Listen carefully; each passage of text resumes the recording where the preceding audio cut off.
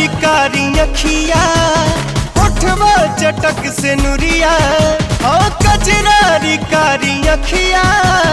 होठवा चटक से नुरिया चेहरा के जान देखते लिख दिहली हम मरिया चेहरा के जान देखते लिख दिहली हम मरिया लगन प्यार के